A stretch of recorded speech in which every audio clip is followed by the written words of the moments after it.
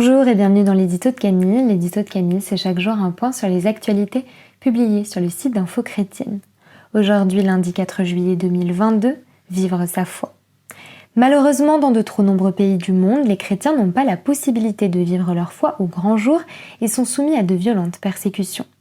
C'est notamment le cas en Afghanistan, pays qui figure en tête de l'index mondial de persécution des chrétiens 2022 de l'ONG Portes Ouvertes. Alors que quelques 3500 dignitaires religieux venus de toutes les régions de l'Afghanistan ont prêté allégeance samedi aux talibans et à leur chef Hibatullah Akhundzada, des militantes afghanes ont estimé dimanche que les talibans restaient des dirigeants illégitimes. Pour Aynur Uzbik, l'une de ces militantes, la seule chose que les Afghans puissent faire est d'élever la voix et d'exiger que la communauté internationale fasse pression sur les talibans.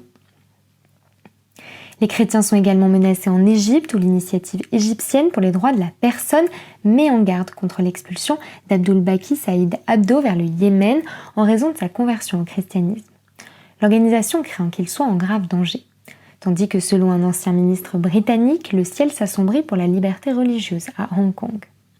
Lors d'une allocution devant le National Club à Londres le 29 juin dernier, Jonathan Aitken, prêtre et ancien ministre britannique, a interpellé la communauté internationale au sujet de la liberté religieuse à Hong Kong. Il y a des signes de plus en plus inquiétants, a-t-il affirmé, en dénonçant les forces destructrices du régime du Parti communiste chinois.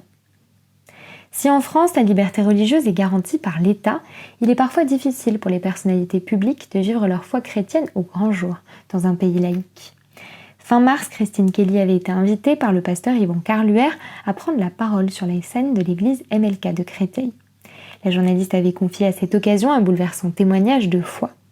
Alors que des extraits de cette vidéo ont récemment ressurgi sur les réseaux sociaux, elle fait face à une vague de critiques. Pour en savoir plus sur ces actualités, je vous invite à vous rendre sur le site d'Info Chrétienne. Je vous souhaite une très bonne soirée, soyez bénis.